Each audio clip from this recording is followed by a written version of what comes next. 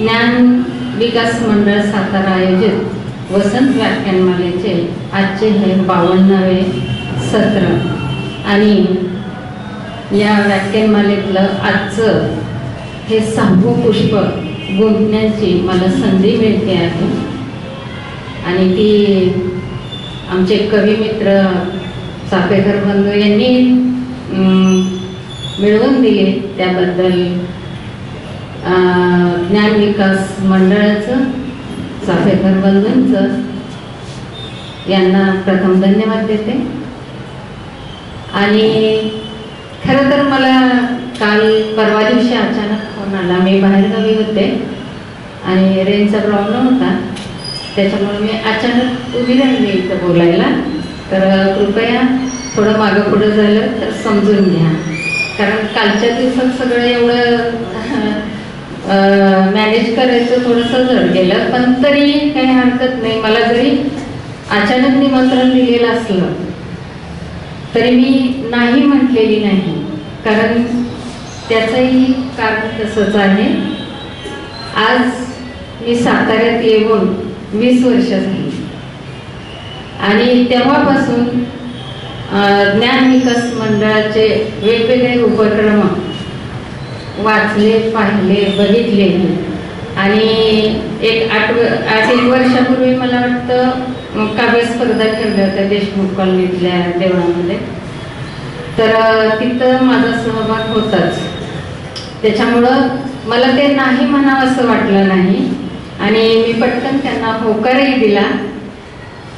तर ह्या वसंत व्याख्यानमालेव्यतिरिक्तही बरेचसेच हे लोक मंडळ कार्यक्रम राबवत असतं आणि त्यातून गीतांजली महोत्सव आहे, प्रवचनमाला आहे, सरस्वती व्याख्यानमाला असेल, या उपक्रमातून ते आपले वेगवेगळ्या क्षेत्रातील लोकांना किंवा साहित्यिक लोकांना असेल किंवा शैक्षणिक लोकांना हे प्रेरणा देत असतात। आणि तसंच त्यांचं एक महत्त्वाचं मला फार उपक्रम आवडतो तो म्हणजे आदर्श माता सत्कार, कारण आजच्या काळात आदर्श माता सत्कार दिला जातो, कारण त्याच्यामुळे महिलांना प्रोत्साहन तर मिळतंच, परंतु एक आदर्श भावी पिढी घडवण्याचं काम त्या हेरीहेरीनं करतात आणि हे खरंच खूप कौतुकास्पद आहे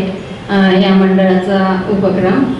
आणि या मंडळाच्या खरं तर 70 ओलांडली। काल मला सरांनी व्हॉट्सअपवर लेख टाकला होता, मला फारसं काही एवढं माहिती नसलं तरी तो मी लेख वाचला। तर ह्या खरं ज्ञान विकास मंडळाची चिकाटी, जिद्द आणि कष्ट खरंच कौतुकास्पद आणि प्रेरणादायी सुद्धा आहे असं मला वाटतं। आणि आपण इथे यापुढेही या कार्यकारिणीचं उपक्रमाचं कार्य असेल किंवा काम असेल हे अधिक नेटाने जोमाने पुढे जाईल यासाठी माझ्याकडून खूप खूप शुभेच्छा। आणि थोडंसं आता माझ्या लेखन प्रवासाविषयी बोलेन। खरं तर माझं तसं बालपण खेडेगावात गेलं आणि तुम्हाला गोंदवलं माहीतच असेल, महाराजांचं गोंदवलं, तिथून आम्ही 3 किलोमीटर पायी जायचं, पायी यायचं, असं आमचं शिक्षणाचं तो काळ होता। आणि मला संगीत फार आवडायचं, परंतु मला तिथं ते शिकायसाठी मिळालेलं नाही, कारण तिथे शिक्षणच इतकं अवघड होतं घेणं की ते हा विषय तर फार दूरचीच गोष्ट होते। आणि मला लहानपणी ना आई जात्यावर उभी जायची तेव्हा पहाटे पहाटे जाग यायची। आता ते त्यावेळेला शेतात भलरी असायची, इर्जिक असायची, भरपूर जात्यावरची लग्नात वगैरे महिला ओव्या घालायच्या आणि त्यावेळेला मला एकतर फारसं काही वाटलं नाही, परंतु जेव्हा माझं लग्न झालं आणि मग माझे मिस्टरांच्या बरोबर मी चंद्रपूर, नाशिक, अहमदनगर, सांगली असं माझं ते 2-2.5 वर्षांनी बदल्या होत गेलं, तसं मला माझ्यासाठी ते अनोखं शहर फार उपयोगी पडलं। ते अशा बाबतीत की जेव्हा मी तिथं जायचे त्यावेळेला माझ्या आजूबाजूचं कोण ओळखीचं नसायचं, नातेवाईक नसायचे. मग 5-6 महिने मला बोर व्हायचं. मग अशा वेळेला मी मुलं शाळेत गेल्यानंतर जो मला फावला वेळ मिळायचा, मला फारसं टीव्हीत वगैरे रमायला आवडत नसायचं, पण तर मला जो फारसा असं जो फावला वेळ मिळायचा त्यात मग काय करायचं.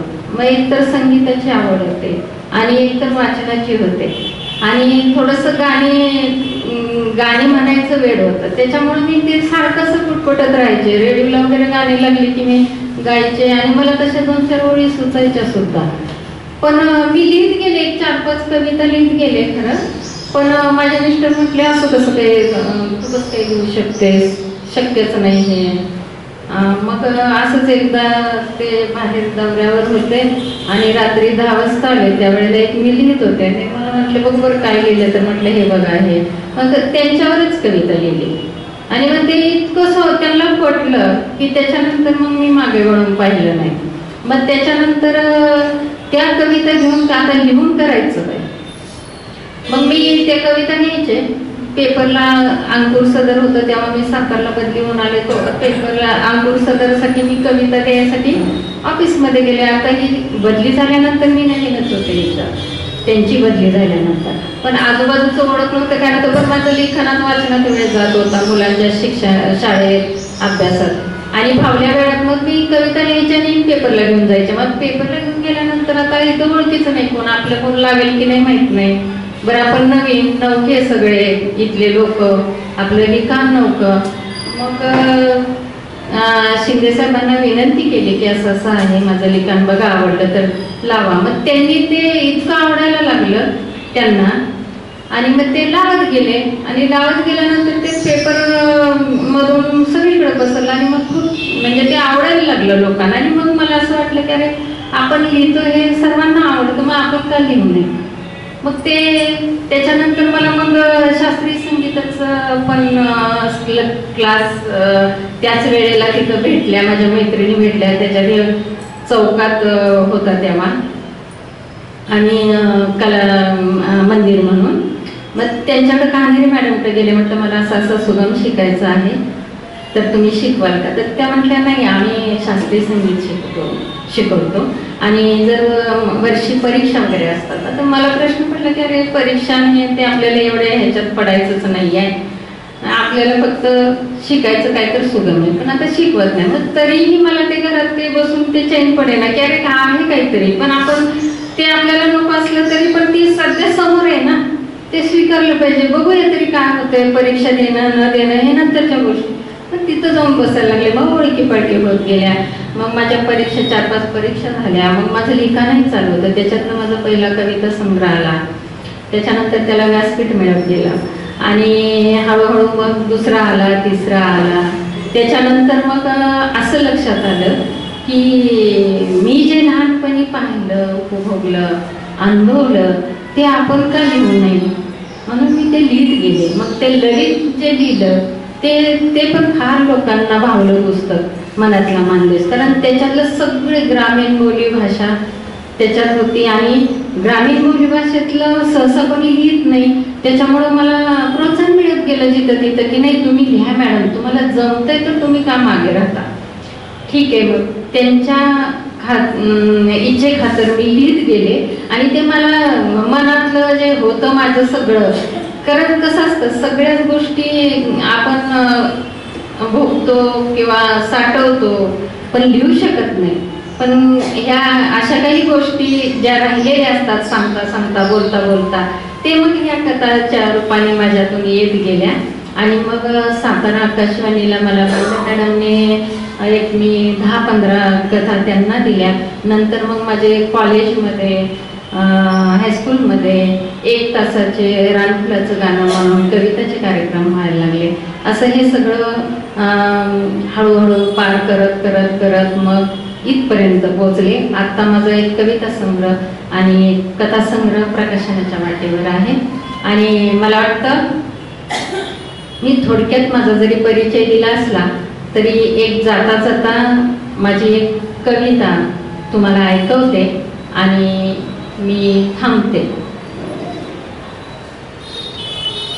खरं तर कथा पण आहे, पण वेळेचं थोडं भान ठेवते, कारण मॅडम परत कथाकथन करणार आहेत, त्याच्यामुळे कविता सादर करते. खरं तर आज आपण पाहिलं, आता हे 2-3 महिने झाले आपण एवढं ऊन सोसतोय आणि एवढा लोकांना त्रास झाला, पण आज साताऱ्यात पहिला पाऊस पडलाय आणि गारगार वाटायला लागले. हे गार एकदम मनाला थंड वाटतं, म्हणजेच एक मन समाधानानं भरून जातं. आणि त्याच्यावरून माझ्या लक्षात आलं की अरे आपण आज पहिला पाऊस पडला तरी एक कविता का सादर करू नये. तर मला असं म्हणायचं की पहिल्या पावसात जी भिजलेली माती असते, ती माती म्हणजे मुलीला आलेल्या पहिल्या नाना इतकीच अनमोल मला वाटते. कारण भुई आणि बाई यांचं पहिलं नाणं म्हणजे नवनिर्मितीच्या शुभशकुनाची चाहूल असतं. खणा नारळानं ओटी भरून मुलीच्या घरात आनंद सोहळा साजरा केला जातो. पण आपल्या नकळत पहिल्या पावसात भिजलेल्या मातीचा आनंद सोहळा निसर्ग सादर करत असतो. फक्त आपण त्या दृष्टीतनं त्याच्याकडे पाहायचं असतं. आता ही माती म्हणजे एक मुलगी आहे आणि ती मुलगी नाणं आल्यानंतर आपली स्वप्न रंगवते.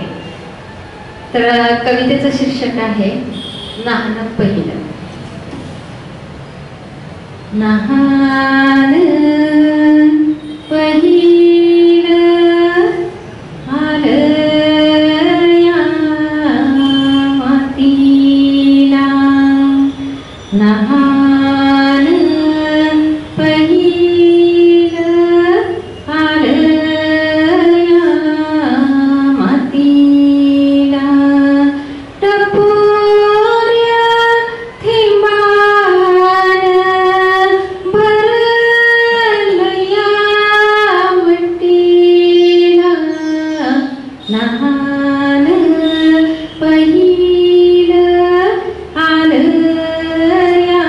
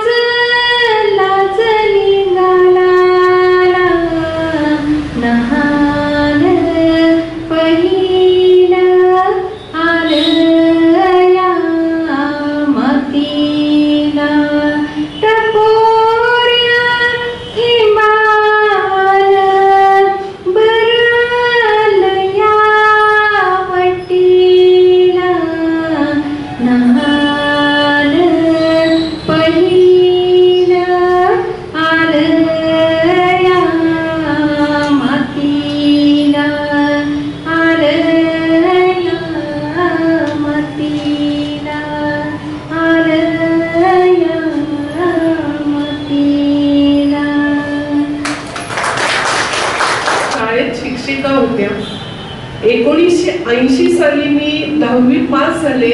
त्याच्या आधी त्यांचा कथासंग्रह प्रकाशित झाला होता. म्हणजे ही कथा किती जुनी असेल याचा आपण विचार करू शकता. आणि त्याप्रमाणे या कथेतलं वातावरण आहे हे मला सांगायचं आहे तुम्हाला.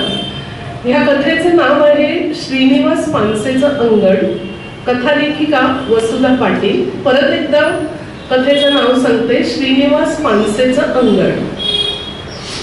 मी मुलांना निबंध लिहायला दिला होता. निबंधाचा विषय होता माझं अंगण.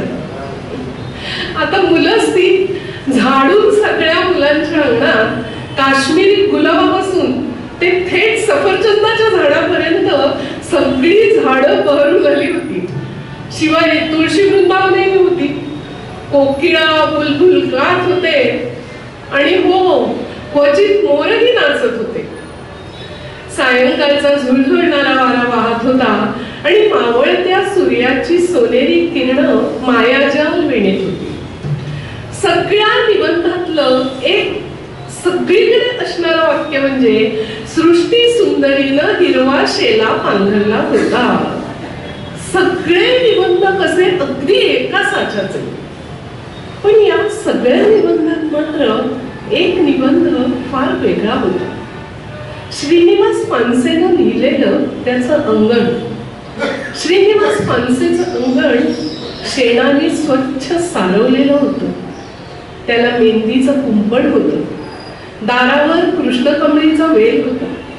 दारासमोर पांढऱ्या शुभ्र फुलांनी डवरलेलं अनंताचं झाड होतं. कोपऱ्यात कर्दळी लावल्या होत्या आणि केळीखाली अळवाची खाच होती. श्रीनिवासनं कसं अगदी साध्या सरळ शब्दात आपल्या अंगणाचं इतकं सुंदर वर्णन केलं होतं की ते वाचताना का कोणाच ठाऊक. पण मलाही त्यात थोडे रंग भरावेसे वाटले. थोडासा जीव कालवासा वाटला. श्रीनिवासची आई ओट्यापुढे तांदूळ वेचीत बसली आहे आणि संथ सुरात श्रीनिवासला म्हणते आहे, श्री बाळ खाऊन झालं की थोडी कृष्णकमळीची फुलं काढून ठेव हो. शेजारच्या काकू देवीला जाताना येणार आहे. श्रीनिवास आतूनच दशमी खात खात हुंकार देतो आहे. हळूहळू संध्याकाळ होते. बागेतल्या झाडांना साठवणीचं पाणी मिळतं. शेजारच्या काकू देवीला जाताना कृष्णकमळीची फुलं घेऊन जातात. ओट्यावर तुळशीच्या कट्ट्यावर एक छानसं निरांजन लागतं आणि ओट्यावर टांगलेल्या कंदिलाच्या मंद प्रकाशात श्रीनिवासची परवचा सुरू होते. मनाचे श्लोक रामरक्षा श्रीनिवासचा संथपणे चालत असलेली ही परवचा वातावरण एकदम भरून टाकते. आणि आत स्वयंपाकघरात श्रीनिवासच्या आईची सावली संथपणे चिमणीच्या मंद प्रकाशात भिंतीवर फिरत असते. आत फिरत असलेली श्रीनिवासच्या आईची सावली, ओटीवर श्रीनिवासचा परवचनचा सूर आणि बागेत केळीच्या पानांचं आणि मेहंदीच्या पानांचं एक मूक संगीत आणि या सर्वांना उराशी कंटाळून घेऊन येणाऱ्या संध्याकाळच्या छाया. या दृश्यातून खरं तर मला बाहेरच पडावंसं वाटत नव्हतं. पण निबंध पूर्ण वाचून झाला होता. मी निबंधाच्या इतर वह्या बाजूला सरल्या. लालशाहीचं पेनही बंद करून टाकलं. या निबंधानंतर बाकीचे निबंध वाचावेत असं मला वाटलंच नाही. दुसऱ्या खेपेला मी विषय दिला होता मला नाचावंसं वाटतं. आता तुम्ही सगळी मंडळी विचार कराल की निबंधाला असे काय बरं विषय दिले. खरं सांगू का, एक निबंध दिल्यानंतर जवळपास महिनाभर मी दुसऱ्या निबंधाचा विचार करत असे की आता कोणता विषय मुलांना द्यावा जेणेकरून मुलं स्वतः काहीतरी मनाने लिहितील. काय होतं, आजकाल निबंधाची पुस्तकं पण बाजारात मिळतात. नेहमीच निबंधाचे विषय दिले की मुलं कुठून तरी ते उतरवून काढतात. अन्यथा आपल्या आई वडिलांना विचारतात आणि मग आई वडील आपल्या जड बोजड भाषेत निबंध सांगतात आणि मुलं ते लिहितात आणि मग एकदाचा तो वही आणून देतात. मला तसं नको असतं आणि म्हणून मी निबंधाचा विचार खूप करून असा विषय निवडायचे की मुलं काहीतरी स्वतःहून त्यात लिहू शकतील, मनापासून लिहितील. आणि म्हणून मी विषय दिला होता मला नाचावं असं वाटतं. परत तेच बहुतेक सर्व मुलांनी लिहिलं होतं रेडिओवर मोहम्मद रफीचं ते तुम सानही देखा हे गाणं लागलं की त्या तालावर नाचावं असं वाटतं. अचानक सुट्टीची बातमी मिळाली की खूप नाचावं असं वाटतं. शिंप्याकडून नवीन कपडे शिवून मिळाले की अगदी नाचावं असं वाटतं. परत सगळ्या निबंधात एक वाक्य होतंच, रिझल्ट लागून आपण पहिल्या नंबराने पास झालो तसं कळलं की नाचत नाचत घरी जावं असं वाटतं. नाचावं असं वाटतं, नाचावं असं वाटतं आणि नाचावं असं वाटतं. असं मला वाटलं की कशाने हा निबंधाचा विषय दिला मुलांना. का बरं लिहितात अशी मुलं जड बोजड अवजड शब्द, त्याच शुद्ध लेखनाच्या चुका, तेच गोंधळ. मी चिडून कातावून घराभर लाल रेघोट्या वह्यांवर मारत होते आणि निबंधाच्या एक एक वह्या बाजूला सारत होते. आणि तेवढ्या श्रीनिवास मानसेची वही आहे, अंगणाचा सुरेख निबंध लिहिलेला श्रीनिवास मानसे. मी माझ्या कातावलेल्या मुलाला स्थिरावलं. त्या सगळ्या निबंधातनं बाहेर आले, लालशाईचं पेन समोर टेकवलं आणि खुर्चीवर मागे रेलून वही हातात घेऊन त्याचा निबंध वाचायला सुरुवात केली. त्यानं लिहिलं होतं, मला नेहमीच नाचावं असं वाटतं. आषाढात पावसाच्या सरीवर सरी कोसळून पडायला लागल्या की आमच्या अंगणात खूप पाणी साचतं आणि मग त्या पाऊलभर साचलेल्या पाण्यात मला खूप नाचावं असं वाटतं, मोठ्यांदा ओरडावं असं वाटतं. पण आई मला तसं करूच देत नाही.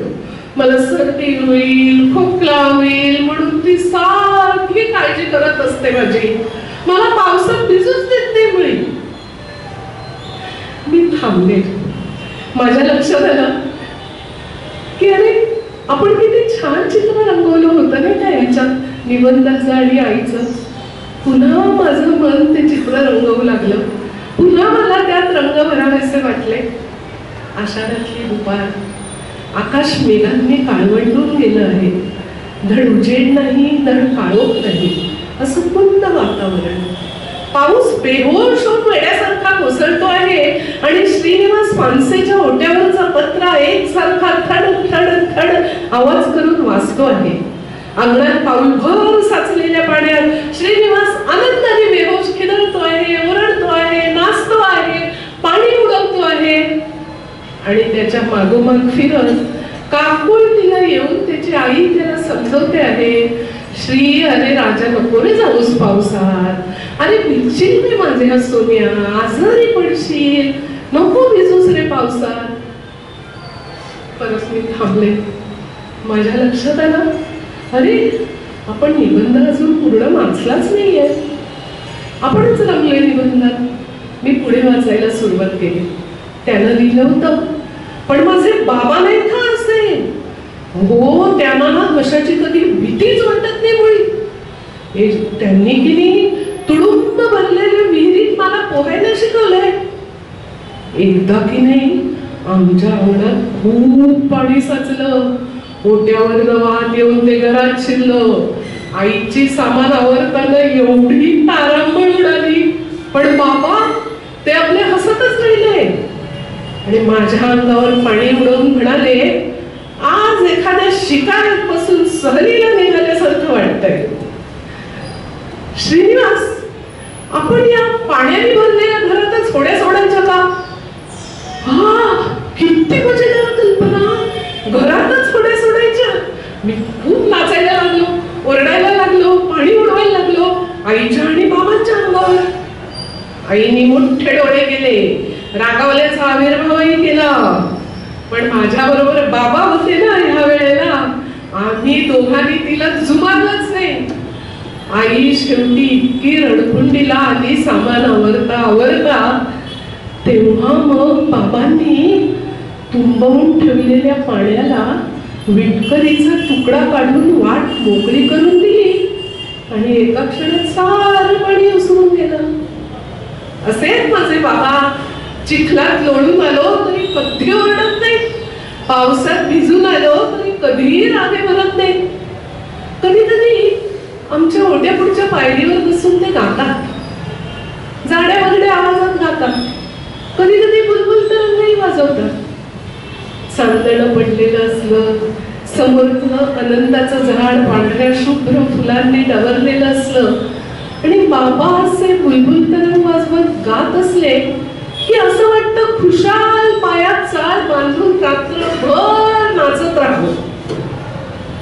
मी पुरेसाठी वहीत बोट घातलं आणि वहीच्या कव्हरवर नाव वाचलं, श्रीनिवास मुकुंद पानसे. मुकुंद पानसे. श्रीनिवासच्या बरोबरीने पोरात पोर होऊन श्रीनिवासच्या आईच्या खोड्या काढणारे श्रीनिवासचे वडील मुकुंद पानसे. मी पुन्हा त्या पानशांच्या घरात शिरले. सकाळची कोवळी उन्हा अंगणात पडली आहे आणि डोंगरांनी भारावलेल्या केळीला खांब्याचा आधार देता देता श्रीनिवासचे वडील जोराने ओरडून म्हणत आहेत, श्री, अरे श्रीनिवास, अरे धावत ये, अरे लवकर ये, अरे बघ, लवकर ये, लवकर. आपल्या वडिलांचा आवाज ऐकून श्रीनिवास धावत उसळीवरून बाहेर येतो आणि ते दाखवला तिकडे उत्सुकतेनं पाहतो. त्यानं लावलेल्या केळीला एक छोटस केळफूल आलेलं असतं. ते बघून तोही नाचायला लागतो, जोर जोरात टाळ्या पिटायला लागतो, ओरडायला लागतो. त्या दोघांचा हा आरडाओरडा ऐकून श्रीनिवासची आई स्वयंपाकघरातून बाहेर येते आणि हसऱ्या ओठांवर पदर ठेवून म्हणते, काय हे लहान मुलासारखं, केवढीशी ती त्याला आलेलं एवढंसं केळफूल, किती जोरात ओरडताय तुम्ही, किती जोरात दंगा करताय. मग श्रीनिवास झाला तेव्हा तुला नव्हता आनंद झाला? मग तसंच त्यानं लावलेल्या केळीला हे पहिलं केळफूल आलंय, मग आपण आनंद साजरा करायला नको? ते काही नाही श्रीनिवास, जा बघू आधी कळशीभर पाणी घेऊन ये. आज पाणी घालशील तर उद्या केळ तुझ्याकडे बघून हसेल. असं आहे हे पानशांचं घर. 2च खोल्यांचं आणि निजणं अंगणाचं. साऱ्या घरात मी फिरले पण मला दुःखाचा लवलेश दिसला नाही कुठे. सगळीकडे कसा आनंद भरून ठेवल्यासारखा, उत्साह कसा ओसंडून वाहिल्यासारखा. खोल्या 2च, माणसंही 3च, पण सारं विश्व या तिघांनी भरून गेल्यासारखं होतं. श्रीनिवासनं कधी मध्ये शाळा सोडली माझ्या आता लक्षातही येत नाही. या गोष्टीला बहुतेक आता 3-1 वर्ष झाली असते. काल तो मला अचानक बाजारात भेटला आणि त्याने स्वतःहून त्याची ओळख करून दिल्याशिवाय मी त्याला ओळखू शकले नाही. कशी ओळखणार? एवढी मुलं हाताखालून गेलेली, कोणाकोणाची म्हणून आठवण ठेवणार? तो मला म्हणाला, बाई मला ओळखलं, मी श्रीनिवास पानसे. श्रीनिवास पानसे. आणि मग मला एकदम सगळं काही आठवलं. त्याने लिहिलेले ते निबंध, ते वाचताना मी रंगवलेली दृश्य, पावसात तो भिजू नये म्हणून त्याला समजावत राहणारी त्याची शांत आणि प्रेमळ आई, त्याचे मिश्किल वडील आणि पावसात बेहोश होऊन नाचणारा तो स्वतः श्रीनिवास मुकुंद पानसे. सारं माझ्या डोळ्यांसमोर उभं राहिलं. पण माझा त्या दृश्यांवर विश्वासच बसत नव्हता. कारण समोर उभा असलेला श्रीनिवास कुठून तरी दुष्काळातून आल्यासारखा, परिस्थितीने खेचल्यासारखा वाटत होता. तो मी उभारलेला रंगीत दृश्यातला पावसात बेहोश होऊन नाचणारा श्रीनिवास आणि हा श्रीनिवास, या दोघांच्या जमीन आसमानाचं अंतर होतं. आपलं काय चुकतंय मला कळेना. मी त्याला म्हटलं, अरे तू तो श्रीनिवास मुकुंद पानसे हो ना, 9वी अ म्हणला बरोबर? मी तुझे निबंध वर्गात वाचून दाखवले होते हो ना, तोच का तू? खाली मान घालून तो होय म्हणाला. मला काहीच कळलं नाही. हा असं का बोलत नाही? मी परत जराशी गुंतवायले, म्हटलं आपलं काही चुकत तर नाहीये ना? पण हाच तर तो श्रीनिवास पानसे. मी थोडस मला सावरलं आणि म्हटलं, अरे पानसे, तू तुमच्या त्या पूर्वीच्या घरात राहतोस का रे अजून? मेहंदीचं कुंपण असलेलं, अंगण असलेलं ते छोटस घर आहे का अजून? तुझे वडील काय करतात आता? आई कशी आहे? तरीही तो तसाच उभा राहिला, क्षणभर चाळवल्यासारखा झाला आणि मग माझ्या डोळ्यांना डोळे भिडीत कडवटपणे म्हणाला, मला माहित नाही आई, माझे आई वडील कधी गेले ते. तुझे आई वडील गेले? काय बोलावं, कसं सांत्वन करावं, मला काही सुचतच नव्हतं. मी त्याला म्हटलं, अरे कशाने गेले वडील तुझे? आई पण आजारी होते का? बरं नव्हतं का त्यांना? कधी गेले? तू शाळा सोडल्यानंतर गेले का? मी पटापट त्याला प्रश्न विचारत होते, तो मात्र तसाच शांत माझ्यासमोर उभा होता, रोवल्यागत, पापणी सुद्धा न हलवता. एवढे प्रश्न विचारल्यावर तो मला म्हणाला, बाई मला आठवत नाही माझे आई वडील कधी गेले ते. मी अनाथ आश्रमात लहानाचं मोठा झालो. काय? मला तर काही सुचच नाही. मी ते घर, ते अंगण, ती रंगवलेली चित्र, अरे अनाथ आश्रमात लहानाचं मोठा झाला, मला काय बोलावं काहीच कळत नव्हतं. आणि तो मात्र इतका शांतपणे माझ्यासमोर उभा होता. शेवटी मी स्वतःला सावरलं आणि धीर करून त्याला म्हटलं, अरे पण पानसे, तू लिहिलेले ते निबंध, त्यातलं ते 2 खोल्यांचं अंगण, तुझे घरात घोड्या सोडायला निघालेले तुझे वडील, तुझी आई, हे वर्णन नुसतं वर्णनच होतं. तेव्हा कुठे त्याने मान वर करून माझ्याकडे बघितलं, जर असा हसला आणि मला म्हणाला, बाई तुम्ही जे निबंध दिलेत ना ते मी खूप मनापासून लिहून काढले हो. मला घर नाहीये बाई, मला आई वडीलही नाहीये. निबंधातलं ते सगळं वर्णन नुसतं वर्णनच होतं. तसं असावं असं मला खूप वाटायचं. आपल्याला आई वडील असावेत, आपलं एक छोटस घर असावं, पण तसं काहीच नाहीये. आता कुठेतरी कसा तरी राहतो, झालं असं म्हणून तो पटकन समोरच्या गर्दीत नाही झाला. माझ्या चित्रातले रंग अगदी फिके पडले. मी उभारलेली दृश्य कुठे विरून गेली. पावसात बेहोश होऊन नाचणारा तो श्रीनिवास मुकुंद मानसे नव्हताच. मग त्याचं ते छोटंसं मेंढीचं कुंपण असलेलं अंगण तरी कुठून असायला? त्याला सतत समजावत राहणारी त्याची शांत आणि प्रेमळ आई तरी कुठून असायला? आणि घरात शिरलेल्या पाण्यात होड्या सोडायला निघालेले त्याचे मिश्किल वडील तरी कुठून असायला? काहीच नव्हतं. सारं तर शून्यातून निर्माण झालेलं श्रीनिवास पानसेचं अंगण. त्यांनी ही कथा सादर केली होती, पण तरी सुद्धा ही कथा अतिशय सुंदर आहे. गौरी देशपांडेंची मनोविचारधारा जरी त्यात दिसत असली तरी ही कथा आपल्याला आवडेल असं मला वाटतं. आपण नंतर मला आपला अभिप्राय द्या. कथेचं नाव आहे पाऊस आला मोठा. परत एकदा सांगते, कथेचं नाव आहे पाऊस आला मोठा. कथा लेखिका गौरी देशपांडे. अम्मी ही माझी आई, म्हणजे खरी नव्या सावत्र आई, आणि अप्पा म्हणजे माझे वडील. अप्पांनी अम्मीशी लग्न केलं तेव्हा मी असेल 13-14 वर्षांची. खरं सांगायचं झालं तर मला आईची उणीव अशी कधीही भासली नाही. म्हणजे आई म्हणून कोणी असं कोणी गायला बिला लागलं तर मला कधी रडाबिडायला आलं नाही. मला कधी एकटं किंवा निग्लेक्टेड असं वाटायची काही गरजच नव्हती. आप्पांची नोकरी होती फिरतीची, पण आमच्या घरी सतत रामरगाडा असे. म्हणजे त्यांचे नोकर चाकर, शोफर, स्वयंपाकीण असं सतत कोण ना कोणतरी असे.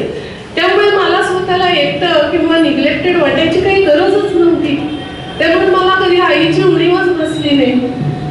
आप्पांनी म्हणजे माझ्या वडिलांनी वयाच्या 40व्या वर्षी 20 वर्ष वयाच्या अम्मीशी का लग्न केलं हे एक वेळ फार विचार न करता मला समजू शकेल. पण अम्मी नाकी डोळी नीटच अम्मी तिनं का बरं अप्पांशी लग्न केलं हे कोणं मात्र मला कधीही उलगडलं नाही, अगदी अम्मी मरेपर्यंत. एक दिवस मंगलोरच्या दौऱ्यावरून आप्पा परत आले. तो बरोबर अम्मी, अंगावर रोजचीच धुवट साडी, अंगा खांद्यावरही मंगळसूत्राखेरीज काहीही नाही. हा, कपाळावर मात्र 10 पैसे एवढं मोठं कुंकू, एक मंगळसूत्र, हडकुळी आणि गोरी फेक. आप्पांनी माझी तिची ओळख करून दिली. सावी, ही अमला माझी बायको, आणि अमला ही सावित्री माझी मुलगी. हे घर सावी सगळं सांगेल तुला, घर तुझं आहे असं म्हणून ते ताड ताड बूट वाजवीत ऑफिसच्या खोलीत निघूनही गेले. मी मनात म्हटलं आता ही मला पहिल्यांदा भेटली, मी काय बोलणार हिच्याशी. पण तिथून निघता पण येईना पटकन ओळख करून दिल्यानंतर मी म्हटलं सॉरी हा, मला जरा मैत्रिणीकडे जायचंय असं म्हणून मी तिथून पळ काढली. रात्री जेव्हा मी आणि आप्पा जेवायला टेबलावर बसलो तेव्हा आम्ही काय मला तिथे दिसली नाही. ती संधी साधून मी आप्पांना विचारलं, आप्पा मी काय म्हणायचो तिला. आप्पा नेहमीप्रमाणे मासिक चालत होते. त्यातनं डोकं वर काढून त्यांनी मला विचारलं, कोणाला. अहो असं काय करताय आप्पा, तुमच्या बायकोला. सावी. आप्पा एकदम थांबले आणि म्हणाले, सावी तिच्या घरचे लोक तिला आम्ही म्हणायचे. म्हटलं ठीक आहे. दुसऱ्या दिवशी सकाळच्या चहा बरोबर अम्मी मला परत दिसली. माझ्या वह्या पुस्तकात ती जराशी घोटाळली आणि तिनं शाळेची काही जुजबी चौकशीही केली. मी तिला म्हटलं, अगं अम्मी तुला काही वाचायला हवं असेल तर घेऊन जा, खुर्शीत आहे तू दिवसभर. तर काही वेळी अम्मी असं म्हणाली खरी, पण ती काय करत होती दिवसभर हे मला कधीही कळलं नाही. हा, मी कधी लवकर घरी आलेच तर वरच्या खोलीत दिवाणावर पडून शांतपणे रस्त्यावरची येणारी जाणारी वर्दळ पाहताना ती आठवायची. असं अम्मी आली तरी आमचं घर नेहमीप्रमाणे सुरळीत चालू राहील. ती माझ्या शाळेची शेवटची वर्ष होती, त्यामुळे मित्रमैत्रिणींकडे जाणं, सिनेमा नाटकं पाहणं या सगळ्या कार्यक्रमांना भरपूर होत आला होता. आणि मी रोज संध्याकाळी 6 वाजता घरी यायचं. एवढा एक नियम सोडला तर अप्पांनी कसलीही कायदे कानून अथवा शिस्त माझ्यावर लागली नव्हती. आणि समजा चुकून 6 चे 6:30 झाले तरी अप्पांना कशाला पत्ता लागतोय. एक दिवस मी अगदी अशीच बिनधास्त 6:30 वाजता घरी आले आणि कधी नव्हे ते लवकर परत आलेल्या अप्पांच्या तांबडीत सापडले. उशीर झाला सावी. होय, पण हे बघ उद्यापासून तू घरी आल्यावर मला ऑफिसात तू आल्याचा फोन पाहिजे. पण अप्पा तांबडीच्या मागं सावी पुरे. हो पण अप्पा असं काय अंगावर ओरडताय तुम्ही. मी काय मे बी नाटकाच्या तालमीमधून कशी काय उठून येऊ शकते मध्येच, असं काय करता. अप्पा पुढे काहीतरी बोलतात होते. ते एकदम खुर्चीवरून उठले आणि म्हणाले, बंद कर आवाज, गेट आउट. कामधून गेट आउट. मी मुलीच ऐकून घेणार नाही ना अप्पा तुमचं. तुम्ही 1 पट ओरडलात तर मी 10 पट ओरडेन. असं सगळ्या बाजूला बंद करून ठेवून बसवा. न्याय निवाडा करायला मी काही खूप दरडा घातले. तुम्ही किती वाजता काय कर. माझं पुढचं संभाषण अप्पांच्या खाडकन बसलेल्या छपराकीला तिथेच तुटलं. अप्पांचा दुसरा हात माझ्या दुसऱ्या गालावर बसणार एवढ्या लंबीने मला धस्कन पाठी ओढलं आणि खोलीत ढकललं. बाहेरून दार लावून घेतलं.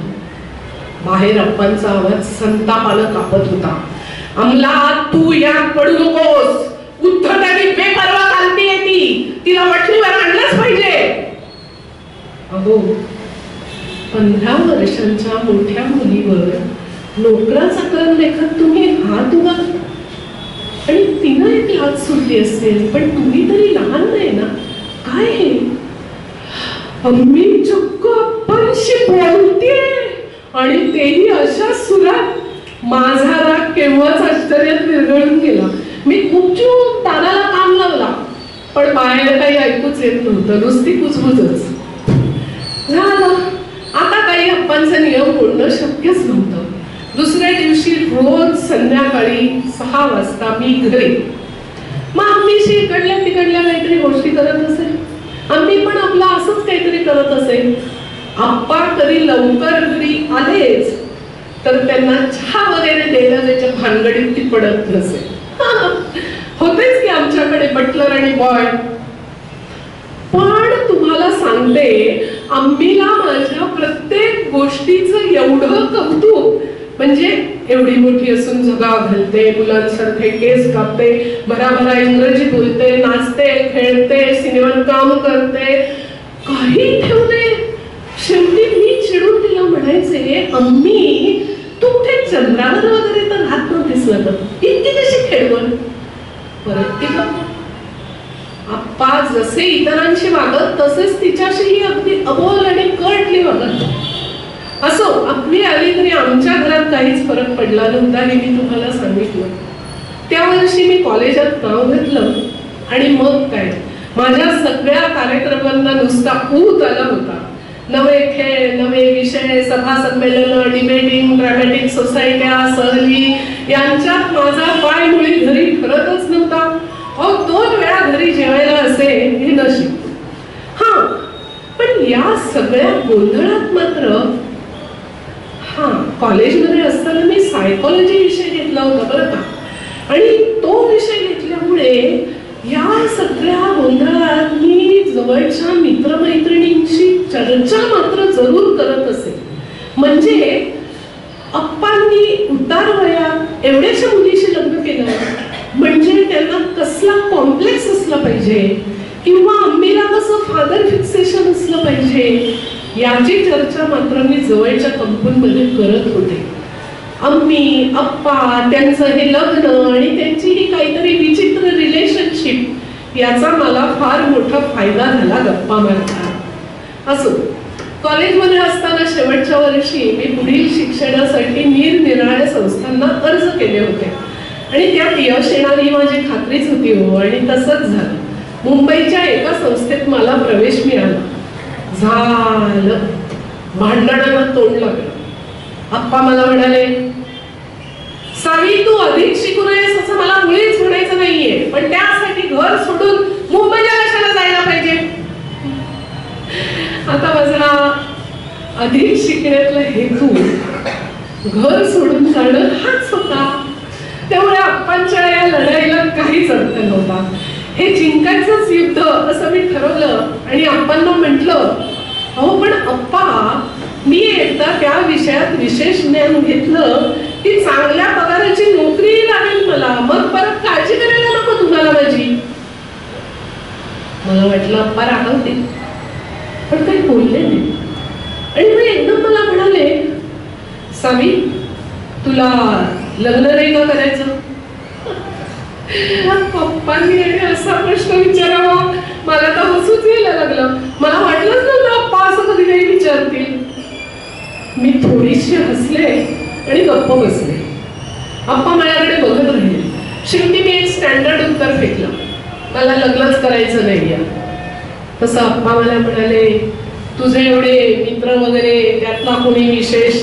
आता मात्र मला खरोखर खूप हसू यायला लागलं होतं आणि मी हसायला लागले आणि आमच्या भांडणाने नेहमीच वयसे घ्यायला सुरुवात केली. मग तर काय हवं ते कर, पण पुन्हा मला तोंड टाकायला येऊ नकोस असं म्हणून अप्पा ताड ताड बूट वाजवत त्यांच्या खोलीत निघून. दुसऱ्या दिवशी मी माझी वांदावान करायला सुरुवात केली तेव्हा आम्ही मला भेटायला आली आणि मला म्हणाली, सावी अगं अप्पांना जेवण सोडून पुटपुटत बडबडत सारखे जरा घालतंय. मी खूप हसले. मला म्हणाली, काय बोलणं झालं तुमचं? तशी बरोबर आहे, आमचं भांडण झालं होतं इंग्रजीतनं, ते आम्हीला कसं समजणार? मी तिला म्हटलं, आम्ही सर्व्स हिम राईट. तशी ती मला म्हणाली, सावी पण खरंच तू लग्न का करत नाहीस? किती छान छान मित्र आहेत तुझे. आहा, तुझं आणि अप्पांचं हे सुखी वैवाहिक जीवन पाहून मला अगदी हुरूपच येईल की नाही लग्न करायचं. मी हे बोलले तरी पण आम्ही रागावली. आयुष्यात पहिल्यांदाच आणि मला वाटतं शेवटच. ती मला म्हणाली, सावी तू तुझ्या वडिलांना काय बोलतेस, त्यांच्याशी कसं वागतेस, या बाबतीत मी कधीही पडले नाही आणि पडणारही नाही. पण त्यांनी माझ्याशी कसं वागावं आणि ते योग्य आहे का नाही हा फक्त आमचा प्रश्न आहे. या बाबतीतलं बोलणं तुझ्या अधिकारातलं नाही. मग आताच सांगून ठेवते, मी काय करायचं हे मी ठरवेन. परत कसल्या चौकशा करायला येत जाऊ नकोस. मला वाटलं होतं आम्ही रागावे, पण नाही. तिच्या हातात एक कपड्यांचा ढीग होता. तिनं तो सावकाश उचलला. जाता जाता वळून मागे बघून ती हसली आणि मला म्हणाली, खरं आहे सावी तू म्हणतेस ते, चुकलंच माझं, असं म्हणून ती निघून गेली. दुसऱ्या दिवशी सकाळी मी मुंबईला रवाना झाले. मी भाकीत केलं होतं त्याप्रमाणे मला चांगली मोठ्या पगाराची नोकरी लागली. मी आता त्या विषयात खराखुरा काहीतरी स्वतःचं वेगळं स्थान निर्माण करावं या नशेत होते. ऑफिसमधली लोक माझ्याकडे आदराने बघत होती. आजूबाजूच्या लोकांचं मी एक कौतुकाचा विषय बनवून राहिले होते. आणि या सगळ्या गोंधळात मी अप्पांना कधी पत्र पाठवलं नाही किंवा फोनही केला नाही. मग काय, त्यांच्या घरी ते खुशाल, माझ्या घरी मी खुशाल. एक दिवस अचानक संध्याकाळी मी कुठेतरी जेवायला जायच्या तयारीत होते आणि तेवढ्यात दारावरची बेल वाजली. मला अपेक्षा तर नव्हती कोणी येईल असं, आणि इच्छा तर त्याहून नव्हती घरात कोणी येण्याची. जराशा अनिच्छेने मी पटकन दार उघडलं आणि बघते तर काय, बॅग घेऊन चक्क आम्ही दरवाजात उभी. आम्ही, इकडे कुठे तू, असं मी तिला विचारलं. तुझ्याकडे राहायला आले सावी, असं म्हणत ती आत आली. तेव्हा कुठे माझ्या ध्यानात आलं आम्हीच्या कपाळावरील 10 पैसा एवढ्या कुंकवाचा अभाव. आम्ही अप्पा? होय सावित्री, तुझे वडील 15 वारले, हार्ट अटॅक. मी एकदम सुन्न होऊन खालीच बसले. प्रथम मनात काय आलं की आता जेवायला जाण्यात काहीच अर्थ नाही. मी पटकन फोन उचलला आणि सांगितलं, सॉरी मला येता येणार नाही, वडील वारल्याचं कळलं. आणि मग एकदम थांबले. कसं सांगू की 15 वारलेत आणि मला आता कळतंय म्हणून. मी फोन तसाच टाकला आणि अम्मीच्या अंगावर ओरडले, अगं पण मला कळवलं नाहीस, काही फोन तार. तशी ती शांतपणे विमानावर बसली आणि थोडीशी हसली. म्हणाली, यांनी मना केलं. मग मात्र माझ्या रागाचा पारा आणखीनच चढला. अगं अम्मी, त्यांनी मना केलं होतं, पण तू मला का कळवलं नाहीस? अगं लोकांना काय तोंड दाखव मी? माझा सख्खा बाप वारतो आणि मला त्याचा 15 दिवस पत्ताही लागत नाही. मी ताड ताड चिडून बोलत होते. ती शांतपणे दिवाणावर बसून होती. माझं सगळं बोलणं झाल्यावर ती मला म्हणाली, सावी, सगळी शेअर्स, इस्टेट, घर, पैसे सगळं तुझ्या नावावर केलेलं आहे. हा, काही शेअर्स आहेत माझ्या नावावर, पण त्याचं व्याज मला दिलं जायच्या आधीच ते तू तुझ्या नावावर करून घे. फक्त एक अट आहे. मी अशी तिच्याकडे बघतच होते. इतक्या शांतपणे ती बोलत होती. मला म्हणाली, मला घरात सख्या आईप्रमाणे ठेवून घ्यायचं. हा, म्हणजे काय अम्मी, तू माझ्याकडे येणार आहेस कायमची? तशी ती म्हणाली, होय सर, पण मी तुला त्रास देणार नाही ग. मी घर वगैरे बघेन. आणि अम्मी घरात रुळली. अहो म्हणजे इतकी की ती येण्याआधी माझं कसं चाललं होतं हाच प्रश्न मला पडला. हा, म्हणजे घरी कोणी मित्रमैत्रिणी आले की मी अम्मीची अडखळत ओळख करून देईन, ही अम्मी माझी आई. आणि ऐकणाऱ्यांकडे बघून हसत ती म्हणे, सावत्र हो. माझ्याकडे आल्यानंतर 3-1 महिने झाले असतील. आम्ही आजारी पडली, काहीतरी मामूली सर्दी पडसं. मला म्हणाले की मला डॉक्टरांकडे घेऊन चल. मी तिला म्हटलं एवढ्या बारीक सारीक कारणांसाठी डॉक्टरांकडे कशाला जायला पाहिजे, पण ती ऐकेना. बरं मलाही चल म्हणाली. आम्ही दोघी डॉक्टरांकडे गेलो. डॉक्टरांच्या खोलीत जेव्हा जायची वेळ आली तशी मी तिच्याबरोबर उठले तर मला म्हणाली तू बस झाली. मी बसले.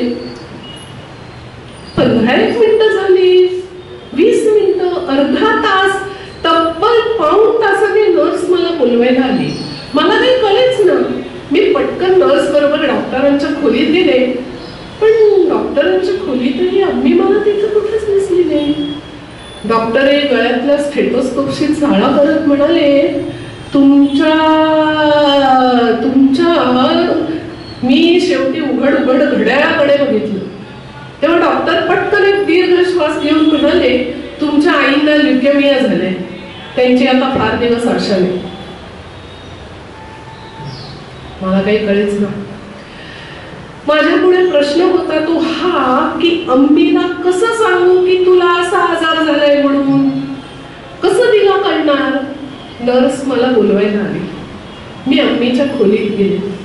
अम्मी एका बिछाण्यावर शांतपणे निजली होती. वरून एक रक्ताची बाटली तिच्या हातात ठिपकत होती. मला पाहून प्रसन्न मुखाने ती हसली. मला म्हणाली बस झाली. मी बसले. कितीतरी वेळ आम्ही दोघे एकमेकींकडे बघतच राहिलो. माझ्या मनात विचारांचा कल्लोळ सुरू होता. मग एकदम मी तिला म्हटलं अम्मी तू काही प्रश्न विचारले नाहीस, तुला माहित होतं का तुला असा आजार झालाय म्हणून. ती इतक्या शांतपणे म्हणाली होय सावी. हा किती वर्षापासून आहेस तू आजारी, कधी तुला कळलं. तशी ती म्हणाली सावी 19-20 वर्षाची असल्यापासूनच आहे मी आजारी. तेव्हाच डॉक्टर म्हणाले होते की 5-6 वर्ष म्हणजे डोक्यावरून पाणी. आता आलीच आहे वेळ. परत आम्ही दोघी गप्प बसलो. डोक्यातली सायकोलॉजी मला काही स्वस्थ बसू देईना. मी पटकन तिला म्हटलं अम्मी मला एक सांग, तुमच्या लग्नाआधीपासून तू आजारी आहेस ना म्हणजे. तशी अम्मी म्हणाली हो. मग अप्पांना हे माहित होतं तू अशी आजारी आहेस म्हणून. तशी ती म्हणाली हो माहित होतं. हा आणि तरीही अप्पांनी तुझ्याशी लग्न केलं. मी एकदम उभीच राहिले. अम्मीने मला हात धरून शांतपणे खाली बसवलं. मला म्हणाली बस सावी बस. सावी तू सायकोलॉजी विषयी खूप मोठी तज्ञ झालीस ग, पण तुला आमची सायकोलॉजी कळलीच नाही ग. सावी तुझे वडील आणि माझे वडील हे दोघं जण वर्गबंधू. दौऱ्यावरून परतताना कधीतरी तुझे वडील येत असत आमच्याकडे. एकदा ते आले तेव्हा माझे वडील नुकतेच टायफॉइडला गेले होते. सावी मला दुसरं भावंड कोणीच नाही ग, आणि तुझ्यासारखीच माझीही आई लहानपणी गेली होती ग. आपल्या दोघींची एकमेकींना होईल सोबत मैत्री म्हणून त्यांनी आणलं लग्न करून. आम्ही अगं काय बोलावं मला कळतच नव्हतं. मला म्हणाली अगं चुकता दाराखे माणसाचे सावित्री, अजून पुष्कळ आयुष्य आहे पूर्ण तुझं. सायकोलॉजी शिकलीस ना तरी माणसाच्या सायकोलॉजी विचार करायला शिक. ये आता. अम्मीने मला तिच्या खोलीत पाठवलं. मी दुसऱ्या खोलीत जाऊन बसले. त्या रात्रीच अम्मी गेली. मी बसले होते त्या खोलीत येऊन नर्सने मला सांगितलं आता मात्र कधीही न पाहिलेल्या माझ्या आईच्या मृत्यूनं मला माझं रडू आवरत नव्हतं, आणि कधीही न शांत होणाऱ्या जीवाच्या दुःखानं मी आकांत म्हणला होता आम्ही. आणि कथालेखक शंकर नवरे परत एकदा सांगते. कथेचं नाव स्वगत. अगदी जुन्या कथा संग्रहात एकमेव ही स्त्री प्रधान कथा शंकरांची आपल्याला सापडेल. आज सकाळपासून बघा सारखी तीच आठवण डोक्यासमोर डोळ्यात तरळते.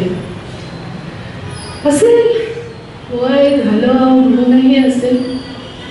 अहो मधुभाऊजी तेव्हा 7-8 वर्षाचे तर होते. मधुभाऊजी 3 वर्षाचे असताना म्हणे सासूबाई वारल्या. पण तेव्हापासून मधुभाऊजी माझ्या गळ्यातच. म्हणजे मी लग्न होऊन सासरी पाऊल ठेवलं. मी दरवाजात अशी आले तर दरवाजाच्या एका कडेला मधुभाऊजी असे माझ्याकडे बघत उभे. दिसायला अगदी बाळकृष्णासारखे. डोक्यावर हे कुरळे पिंगट सारखेच, डोळे बोलके बोलके म्हणजे किती म्हणता. नुसते 4 शब्द बोलून थांबणार नाही, चांगलं लांबलचक भाषणच देणार. त्यांना बघितलं आणि माझा ऊर अगदी भरून आला. हो असं वाटलं त्यांना जवळ घ्यावं, पोटाशी भिंगावं, त्यांच्या मऊ कुरळ्या केसातून हात फिरवावा.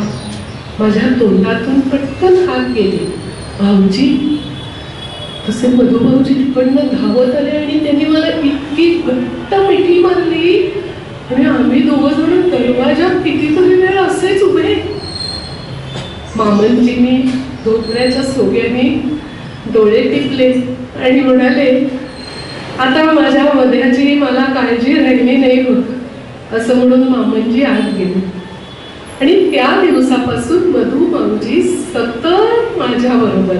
अहो दिवसभर माझ्या मागे असायचे, मांजरी सारखे.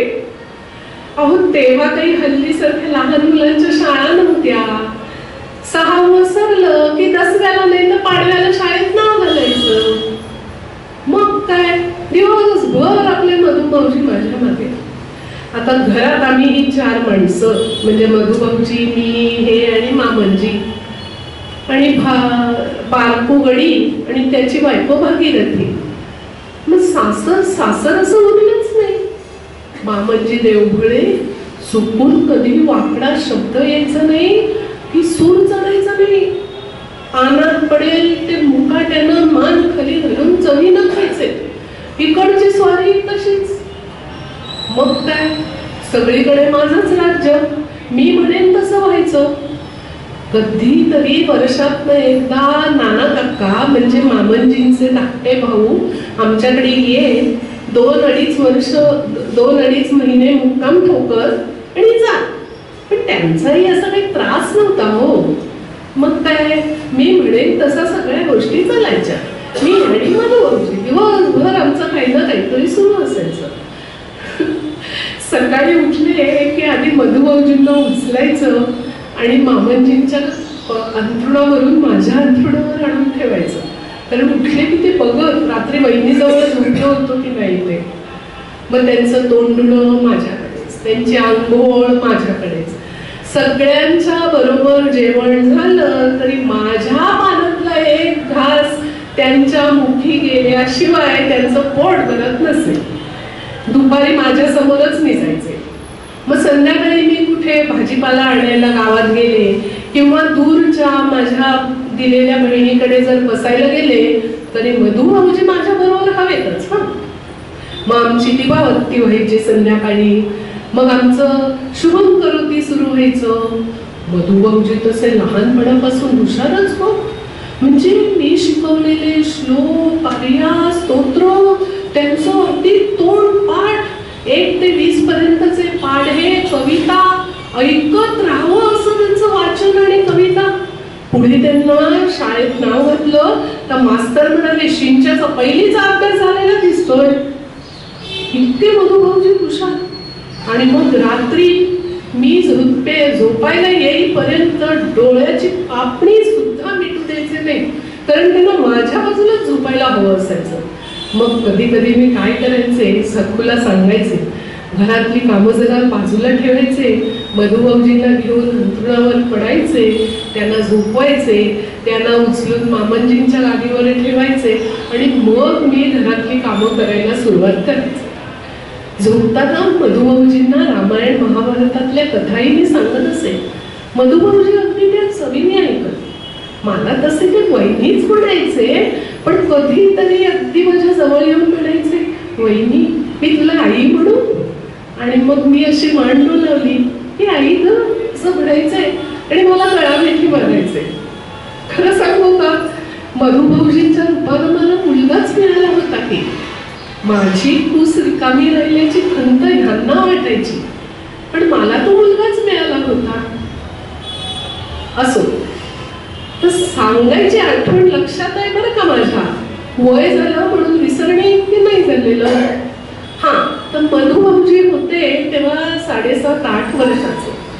माहेरून बाबांचं पत्र आलेलं, बाबूचं लग्न ठरलंय तर दुर्गीला 15 दिवसासाठी माहेरी धरा.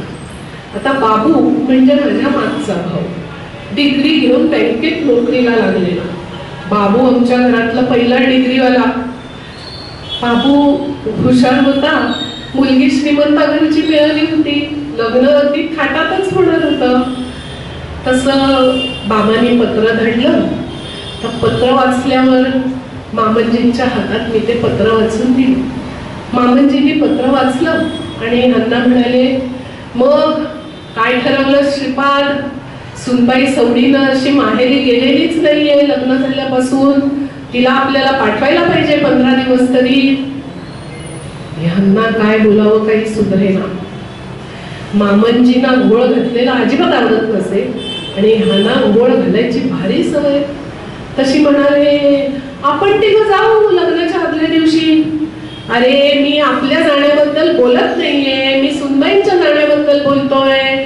त्यांना कसं पाठवायचं, कधी पाठवायचं, सोबत कोणाची, याविषयी बोल काहीतरी. आता ह्यांनी काहीतरी बोलावं की नाही. पत्र दिलं माझ्या हातात आणि मला म्हणतात, तुला काय वाटतं, तुझं काय म्हणणंय? आता मी काय म्हणणार? माहेरची आठवण सुद्धा येऊ नये असं सासर मिळालेलं, मी कशाला काय बोलू? मी म्हटलं, मी तुमच्या शब्दाबाहेर नाही, तुम्ही म्हणाल तसं असं म्हणून मी परत पत्र यांच्या हातात दिलं. तशी ह्यांना काही कळे ना, यांनी पत्र उघडून वाचायला सुरुवात केली. घरात बाबूचे लग्न कार्य काढले आहे, आमच्या चिरंजीवाचे लग्न आहे. आपण स्वतः जावई बापू आणि मधुकर पंत यांनी लग्नाचे आदल्या दिवशी जरूर येण्याचे करावे, अनामान करू नये. घरातले मुलाचे असे पहिलेच लग्न कार्य असल्यामुळे ची सौ दुर्गीस तयारीसाठी म्हणून 15 दिवस अगोदर धाडावे. आता मात्र मामनजी संतापले, म्हणाले, श्रीपाद अरे पत्र वाचले मी, ते पत्र परत वाचू नको. सुनबाईला कसं पाठवायचं याविषयी सांग काहीतरी. ह्याला काही कळेल. मला इतकं हसू यायला लागलं. का सांगते, मला कळलं होतं हा सगळा घोळ कशामुळे चालू आहे ते मला कळलं. सगळा विषय होता मधुभाऊजींचा. तशी मीच शेवटी पुढे झाले आणि मामनजींना म्हटलं, प्रश्न मधुभाऊजींचा आहे ना, त्यांना मी माझ्या बरोबर घेऊन गेले तर? तसे मामनजी म्हणाले, अगं पण सुनबाई, तुझ्या वडिलांनी आम्हाला तिघांना लग्नाच्या आदल्या दिवशी बोलावलंय. मग काय झालं, एवढी माणसं जमणार आहेत लग्नानिमित्ताने घरात, भाऊजी सहज खपतील त्यात.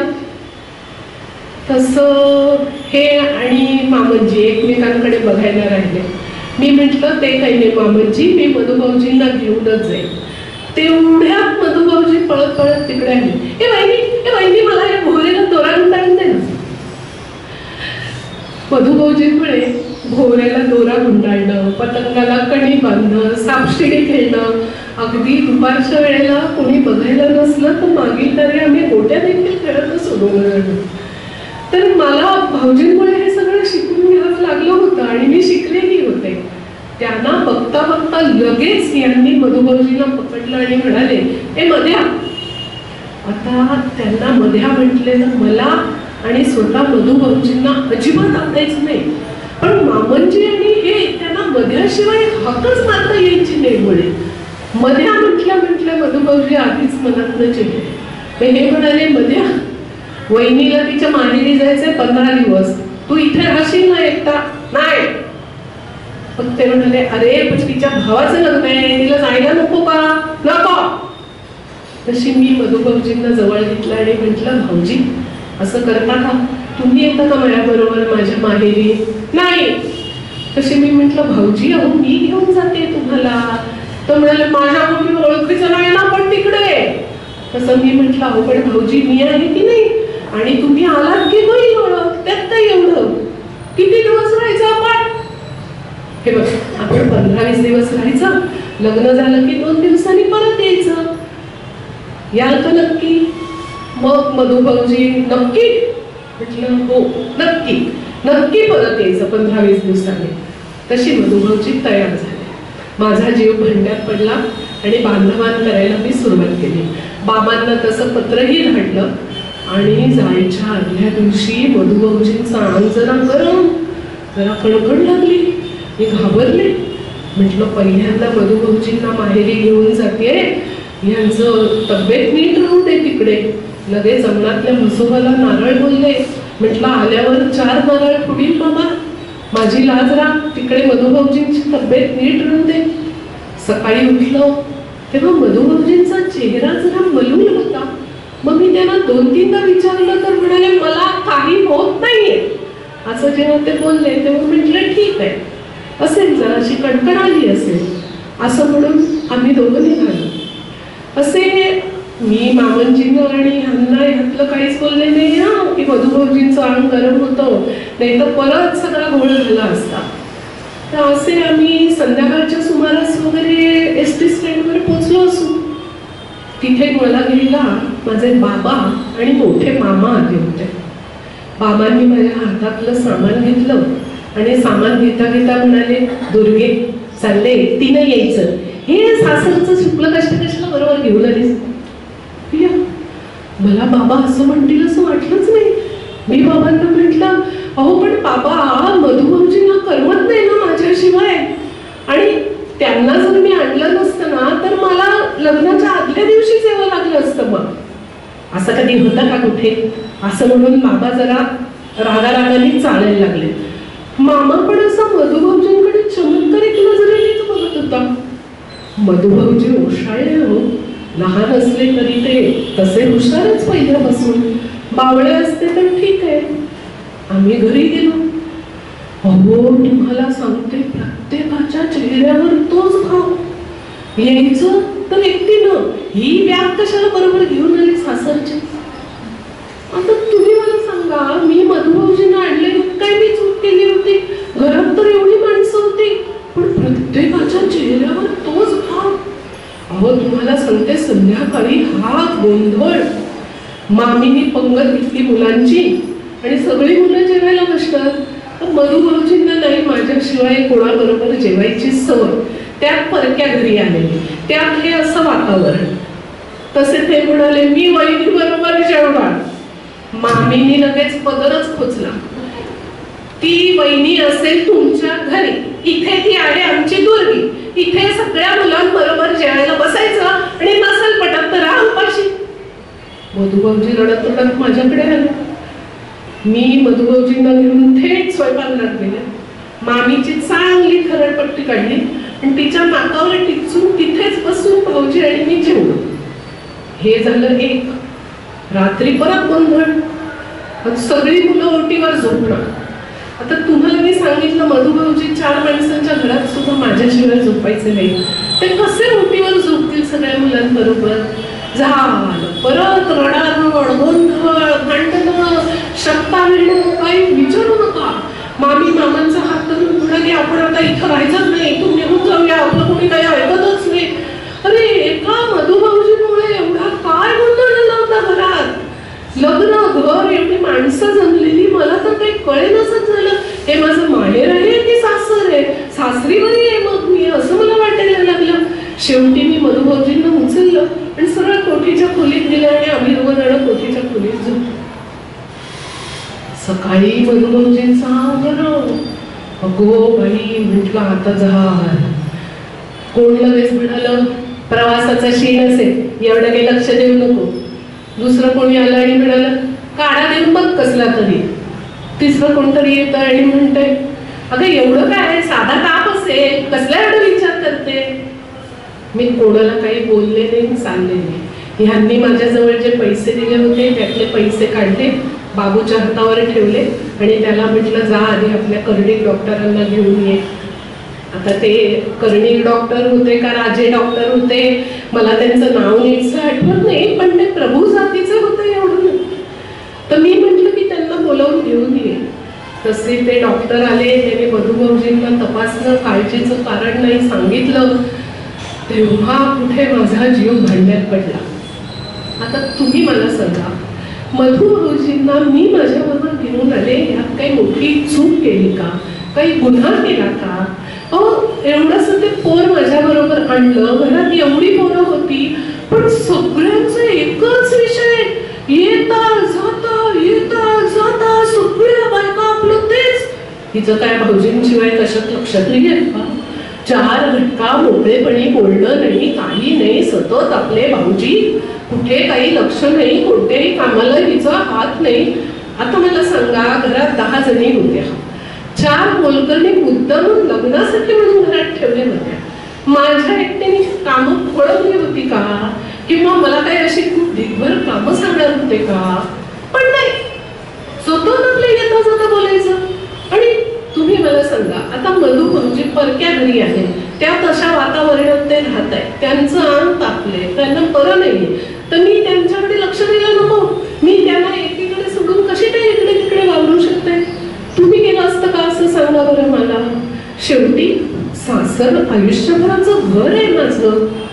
खरंच तुम्हाला सांगते, शपथ सांगते की माहेर एक वेळ तुटलं तरी चालेल, पण अशा सासरला घर सुद्धा लागता कामा नये. मग मी पण मधुभाऊजींवरनं नजर हटूच दिली नाही. पण मी पण सतत मधुभाऊजींबरोबर बसायचे, नाहीतरी तुम्ही बोलतच होतात ना, मग बोला. येता जाता घरात आपली कुजबुज. ही आली ती आली, बरोबर सासरचे व्याधच घेऊन आली, हिचं चित्तच नाही कुठे, हे शुक्ल कष्टच कशाला बरोबर आणलं. आणि मधुभाऊजी सगळं ऐकत होते. मधुभाऊजी बिचारे इतके मरून झाले होते, मी आपली त्यांच्याबरोबर असायचे. आता हे झालं एक. मी तुम्हाला सांगते, हे झाल्यानंतर घरात काय झालं, 2 तट पडले. मी आणि मधुभाऊजी एका बाजूला आणि घरातली सगळी माणसं दुसऱ्या बाजूला. एरवी कोणता विषय निघाला की भांडायची, रडारड करायची, घरी जायच्या शक्ता घ्यायची. पण माझा आणि भाऊजींचा विषय निघाला की घरी सगळे. मी पण चिडून बसले, म्हटलं काय करायचं ते करा, आता मी मधुभाऊजींबरोबरच राहणार. घरात लग्न कार्याचं एवढ्या गोष्टी चालू होत्या, देणी आमंत्रण, जेवणाचे बेत, नवीन काही खरेदी आली की सगळे घरातले बघायला बसायचे. कोणी मला हात मारायचं नाही, हात तर नाहीच मारायचं, मला दाखवायला सुद्धा यायचं नाही. सगळ्या विषयी चर्चा चालत होती, पण एक जण मला लग्नाविषयी काहीही बोलायचं नाही. आणि सारखं येता जाता टोमणे मारायचे, तिला काय लग्नात करायचंय, ती आली मधुभाऊजींना घेऊन, तिचं चित्त त्या मधुभाऊजींमध्ये, तिला काय साड्या खरेदीत इंटरेस्ट आहे. बाई म्हटलं आता काय करावं बाई, मी मलाही कळत नव्हतं. आता आमचं घर तसं मोठं आहे, म्हणजे व्यवस्थित मोठं होतं, पण मुलाच्या घरी लग्न करत नाहीत ना. त्यामुळे काय झालं, बाबांनी गावातला एक हॉल घेतला होता भाड्याने, आणि मुलीकडची माणसं 2 दिवस आधीपासून हॉलवर येणार होती. आणि ते सगळी व्यवस्था इतकी जोरदार चालू होती, आणि दरवाजात एक टांगा उभा होता चक्क या सगळ्या किमतीसाठी. एवढंच नाही तर लग्नाच्या आदल्या दिवशी मुळे 2 टांगे मागवले होते, आणि लग्नाच्या दिवशी तर 4 टांगे भाड्याने मागवलेले होते. हे मला कोणी सांगितलं नाही हो, कानावर गोष्टी पडत होत्या येता जाता, त्याच्याच लग्न पडलं. पण झालं काय, सगळी घरातली मुलं तो टांगेवाला जेव्हा रिकामा असायचा तेव्हा ते टांग्यात बसायची, हॉलवर जायची, परत यायची. कोणी हॉलवर जायला निघालं की घरातली सगळी मुलं त्या टांग्यात बसायची, परत यायची. मधुभाऊजी जरासे बरे झाले होते, माझाही जीव जरा भांड्यात पडला होता. मधुभाऊजीलाही वाटलं, साहजिक आहे हो, लहान आहेत ते. मला म्हणाले, बहिणी मला पण बसव ना ग टांग्यात. मी म्हटलं चल. असं म्हणून दुपारची वेळ बघितली, म्हणजे कोणाला त्रास नको म्हणून मी दुपारच्या वेळी मधुभाऊजींना घेऊन दरवाजात गेले आणि त्या टांगेवाल्याला म्हटलं, माझ्या भाऊजींना जरा हॉलवरून एक चक्कर मारून आण रे बाबा. तशी तो हो म्हणून मधू भाऊजी त्यात बसला. एवढ्यात कुठून तरी मामी आल्या तिथे. तर ह्यांना कोणी चुगली केली मला कळलं नाही. त्या आल्या आणि लगेच म्हणाल्या, आता इथून टांगा हलवायचं नाही, दुपारची आमंत्रण करायला गावात जायचंय, इथून हलशील तर बघ. तशी मी शांतपणे टांगेवाल्याला म्हटलं, आता घरात निजामीत झालेली आहे, चहा पिऊन आवरून सगळं होऊन आमंत्रण करायला जायला अजून 1 तास आहे, तोपर्यंत 10 वेळा तू हॉलमधून चक्कर मारून येशील.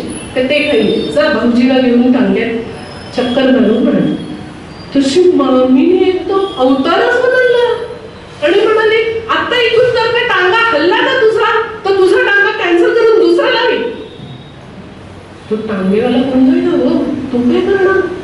असं म्हटल्यावर मामी ताण ताण पाय आपटत निघाली आणि जाता जाता म्हणाली, इथे काही चिंचोके मोजत नाही टांग्याला आम्ही, असं बोलली आणि गेली आणि आईला घेऊन आली. आता आईची पंचायत अशी झालेली की तिला मी पण हवी आणि मामी पण हवी. लग्न होईपर्यंत घरातली सगळी माणसं तिला सांभाळायची होती. ती त्या टांगेवाल्याला म्हणाली, काय रे काय गडबड आहे? आता कपाळ तो टांगेवाला काय सांगणार, तो बसला गप्प. तशी मी म्हटलं, कनवटीचा रुपया काढला, टांगेवाल्याच्या हातात दिला आईसमोर आणि त्याला म्हटलं, हा रुपया घे, माझ्या भाऊजींना टांग्यात बसव आणि 10 मिनिटं फिरवून आण आणि चिंचोका नाहीये ना ते नीट बघून घे. हो तशी मामी चिडली, पण तिला काही बोलता येईल ना. मामी चिडली आणि माझी बाजू वर जाते म्हटल्यानंतर आईने काय केलं, आई म्हणाली, आता जातोच आहेस तर घरातल्या अजून 4 मुलांना घेऊन जा. तशी मामीने तिच्या मुलांना हाक मारली. मी म्हटलं, आता भाऊजी एकटेच टांग्यात बसतील आणि एकटेच फिरून येतील, रुपया मी एकटेनेच दिलेला आहे, कोणी आता टांग्यात बसणार. हा एक विषय इथे संपला. तो टांगेवाला भाऊजींना घेऊन गेला घरा, पण मामीनी जे माझ्याशी बोलणं सोडलं ते अखेरपर्यंत आता तरी 3 महिन्यापूर्वी मामीने. तर हे झालं एक. घरात सर्वेश्वराच्या देवळात सगळेजण निघाले होते. मुलीकडची मंडळी हॉलवर आलेली होती. 2 दिवस लग्नाला उरलेले होते. शेवटी बाबा माझ्या जवळ आले आणि मला म्हणाले, दुर्गे तुला एक सांगू का, आता ना जे झालं ना ते झालं, सगळं सोडून दे. आता तू इथे लग्नाला आलीस की नाही, चांगली मोकळ्या मनाने लग्नात सामील हो, झालंय गेलं विसरून जा आणि आता चल बरं सर्वेश्वराच्या देवळात अक्षरा वाटायला. नाही म्हटलं तरी मुलाची मोठी बहीण आहेस तू लग्न झालेली, आणि तुझ्या भाऊजीलाही घेऊन चल, कोण काय म्हणतं ते बघतो. बाबा असं बोलल्यावर मला जरा 10 बळ आलं आणि खरं सांगते मला पण सहभागीच व्हायचं होतं. मला कुठे एकटीला असं कोपऱ्यात बसून राहायचं होतं. मग आई पण आली. आईनी पण मला आग्रह केला. मग म्हटलं हो. म्हणाली, आता काहीही पहिलं झालेलं विचार करू नकोस आणि शांतपणे छान लग्नात सहभागी हो. मी पण आनंदाने तयारीला लागले. तेवढ्यात भाऊजी रडत रडत आले. म्हटलं, आता काय झालं भाऊजी? माझे नवीन कपडे चोरीला गेले. तशी मी म्हटलं, भाऊजी अहो तुम्ही नीट बघितली का बॅग? बॅगेचं कुलूप कोणीतरी तोडलंय. मी म्हटलं, अहो भाऊजी असं कसं होईल? कुलूप कसं तोडतील? चला मला माझ्या बरोबर. आणि जाता जाता माझ्या मनात आलं, किल्ली तर माझ्याकडे होती आणि कपडे कसे भाऊजींनी बघितले नाहीयेत. अगो बाई, म्हणजे खरंच कुलूप तोडले की काय? मी गेले, खोलीत गेले, बघते तर काय, कुलूप एका बाजूला तुटलेलं होतं, लटकत होतं. भाऊजींची बॅग उघडी होती आणि भाऊजींचे नवीन कपडे खरंच गायब झाले होते. झालं, मी आवाज लावला, असे कसे कोणी कपडे नेले? असे कसे घरात चोरीला गेले? बाकीच्या वस्तू व्यवस्थित असताना फक्त भाऊजींचेच कपडे कसे चोरीला जातात? जी माझी बडबड सुरू झाली. आरडा ओरड, आई बाबा बाबू मामा मामी घरातली सगळी जमा झाली. सगळी जण कपडे शोधतात भाऊजींचे. थोड्या वेळाने 10 मिनिटांनी सकून ते भाऊजींचे कपडे घेऊन आले. फार चोळामोळा केलेले कपडे होते आणि ती असे घेऊन आली ना. मी म्हटलं, अरे देवा, म्हटलं कुठे सापडले हे? तशी म्हणाली, मागच्या पडवीत चुलीत लाकडांचा ढीग असतो ना त्याच्यात कुणीतरी खुपसून ठेवले होते. हो आई, मला एकदम धक्काच बसला. ते कपडे असे उलगडून बघते, ठिकठिकाणी त्याला ब्लेडनी चिरा मारलेल्या होत्या. भाऊजी ते बघून इतके रडायला लागले आणि म्हणाले, मामींनीच माझे कपडे फाडले. तशी मी म्हटलं, भाऊजी अहो कशावरून बोलता तुम्ही हे? सकाळी मामींना बाबूरावांच्या पेटीतल्या दाढीच्या पेटीतलं ब्लेड घेत होत्या. मला बघून घाबरल्या देखील आणि मग म्हणाल्या, पंच कापायला कात्री हवी होती, ती मिळाली नाही, आता ब्लेडनीच पंच कापायला लागणार. मी म्हटलं, भाऊजी हे मामींसमोर बोला. तशी म्हणाले, हो झालं आमची सगळ्यांची वरात मामींसमोर. ते कपडे भाऊजी, मी, माझ्या मागोमाग घरातली सगळी मंडळी, आई बाबा, मी ते कपडे असे मामींसमोर टाकले आणि मामींना म्हटलं, मामी काय खेळ चालवलाय हा? का तुम्ही भाऊजींचे कपडे असे केले? का तुम्ही त्रास देताय आम्हाला? तशी मामी म्हणाले, दुर्गे शब्द सांभाळून बोल, मी काय केलेलं नाहीये. तशी मी भाऊजींना म्हटलं, भाऊजी सकाळची हकीकत सांगा हो मामीला. जसं भाऊजींनी सांगायला सुरुवात केली, खाड खाड खाड भाऊजींच्या सटासट कानाखाली मारल्या मामींनी. भाऊजी जमिनीवर कोसळले, त्यांचं अंग काळं निळं पडलं. मग म्हटलं, मला राहूया. मी हात उचलला आणि 2 मुस्काटात दिल्या मामींच्या. आता ह्याच्या पुढे काही होणं शक्यच नव्हतं. मी भाऊजींना उचललं आणि आईला म्हटलं, आई आता मी निघते, झालं एवढं बस झालं आई. हे बघ मला भाऊजी प्राणापेक्षा प्रिय आहे. अगं ते बघ काळे निळे पडले. आता मी भाऊजींना घेऊन आधी डॉक्टरांकडे जाते आणि मिळेल त्या एसटीने गाडी जाते. तशी आई मला म्हणाली, आई बिचारी कळवळली हो. मला म्हणाली, अगं सख्या भावाचं लग्न परवावर आलंय. तशी मी म्हटलं, हो सख्या भावाचं लग्न परवावर आलंय, पण मला त्यापेक्षा जास्ती भाऊजींची काळजी आहे. कसे झाले भाऊजी? आता ज्या घरात भाऊजींचा अपमान होतो त्या घरात मला आता पाणी देखील प्यायचं नाही. मी आता निघणार. मी बॅग आवरली, आई बाबांना नमस्कार केला, त्यांचा आशीर्वाद घेतला, बाबूला सासरून आणलेला आहेर दिला, त्याला आशीर्वाद दिले आणि मी आईला म्हटलं, आता खूप झालं, आता मी येते, मिळेल त्या एसटीने जाते. मामनजी आणि हे घरातून निघायच्या आधी मला त्यांना गाठलं पाहिजे असं म्हणून मी सख्या भावाचं लग्न सोडून घरातून निघाले. आज सकाळपासून बघा सारखी तीच आठवण डोक्यात येते हो. सांगू का तुम्हाला, आज ना मोठ्या हॉटेलात भाऊजींचं लग्न आहे आणि मला त्याचं साधं आमंत्रण पण नाहीये. मग बसली आपली जुन्या आठवणी काढीत